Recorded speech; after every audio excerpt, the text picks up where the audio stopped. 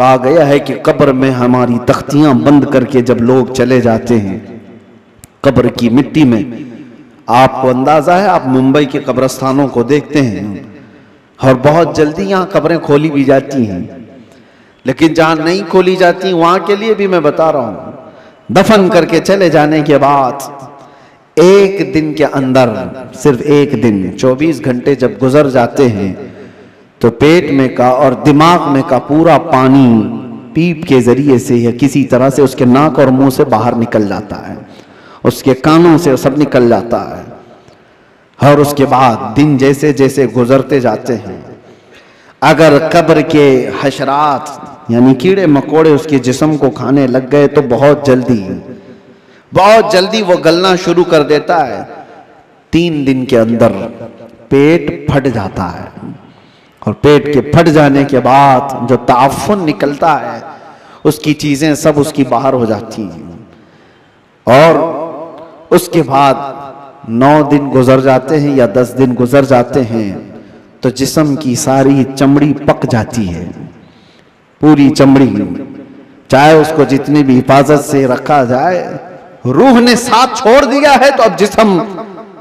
तरतीबवार एक एक चीजें इसकी खत्म होती चली जाती हैं। इसके नाक से, इसके कान से, इसके मुंह से गूदा बाहर निकल आया, पेट फट गया,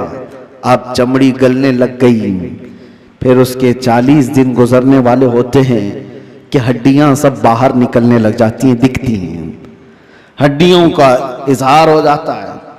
चेहरा किसी हद तक रखा जाता है। कहा गया कि महीना गुजर जाता है तो कि उसकी आंखों की पुतलियां भी बाहर निकल जाती हैं।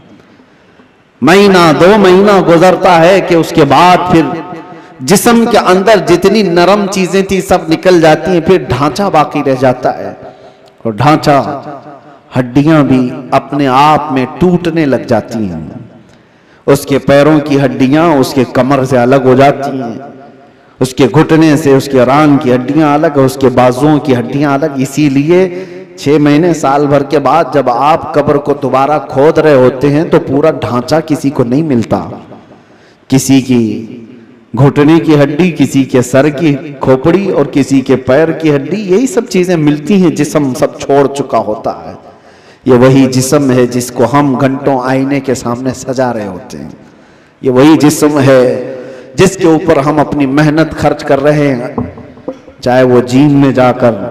मैं नहीं कहता कि फिट नहीं रहना चाहिए, फिट रहना चाहिए, लेकिन ये नहीं है कि कुल मेहनत हम अपने जिस्म पर लगाएं और रूह का ख्याल भी नहीं किया, रूह का ख्याल ही नहीं किया तो ये जिस्म जिस वक्त साथ छोड़ देता है तो मेरे अजीजों बहुत बुरा हशर हो जाता है। मौला अली करमल्लाहु वजहुल करीम एक बार कब्रस्तान तशरीफ ले गए, कब्रों को सलाम किया, सलाम अलैकुम या अहलल कबूर, और उसके बाद वो मौलाए कायनात हैं, कब्र वालों से यूं कहते हैं कैफ अहवालुकुम या अहलल कबूर, ऐ कब्रों वाले तुम्हारे हालतें क्या हैं। सईद इब्ने मुसय्यब हजरत अली के साथ थे, हजरत अली रदी अल्लाह तआला अन्हु के शागिर्द, मदीने के मशहूर ताबई सईद इब्ने मुसय्यब कहते हैं मैं मौला अली को देख रहा था, वो कब्र वालों से पूछ रहे हैं, थोड़ी ही देर के बाद आपकी आंखों से मोटे मोटे आंसुओं के कतरात निकलने लगे और धारो कतार आप रोने लगे। सईद इब्ने मुसय्यब पूछते हैं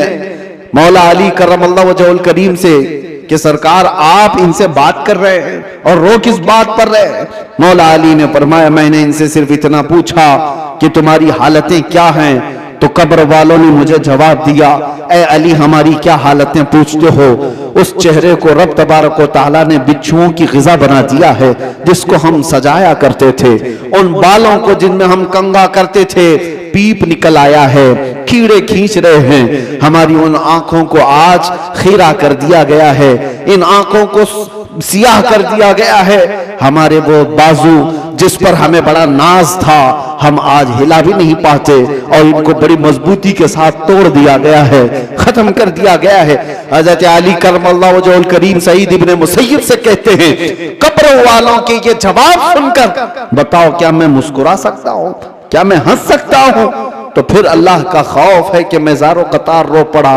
मेरे अजीजों हम सब भी उसी मंजिल के राही हैं, हम भी उसी आखिरी मकान के मुसाफिर हैं जहां हम सबके साथ ये होना है। इसलिए जब तक रब तबारक व तआला ने हमारे जिस्म में रूह बाकी रखा है, इस रूह की तवज्जो करो, इसकी तरबियत करो, वरना वक्त गुजर जाने के बाद कुरान पाक में है कई ऐसे लोग हैं जो कहते हैं रब ताला से, क्या कहते हैं,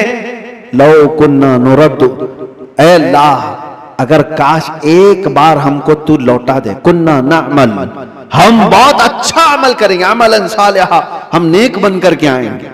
लौ नुरद्दु, हम लौटा दिए जाएं, अगर एक बार हमें दोबारा दुनिया में भेज दे, हम पक्के मोमिन बन करके आएंगे, हम नेक इबादतगार बन करके आएंगे। रब ताला फरमाता है कल्ला, हरगिज नहीं, जो वक्त था वो बीत चुका, अब अमल का वक्त नहीं, अब सिर्फ हिसाब का वक्त है, अब सिर्फ हिसाब का वक्त है। इसीलिए अरबी में एक मकौला मैं पढ़ता था अपने तालिब इल्मी के जमाने में, मैंने तो अपने सिराने पर उसको लगाया हुआ था, हासिबू कब्ल अन तुहासबू, अपना हिसाब पहले पूरा कर लो, इससे पहले कि तुम्हारा हिसाब लिया जाए, अपना कैलकुलेशन पूरा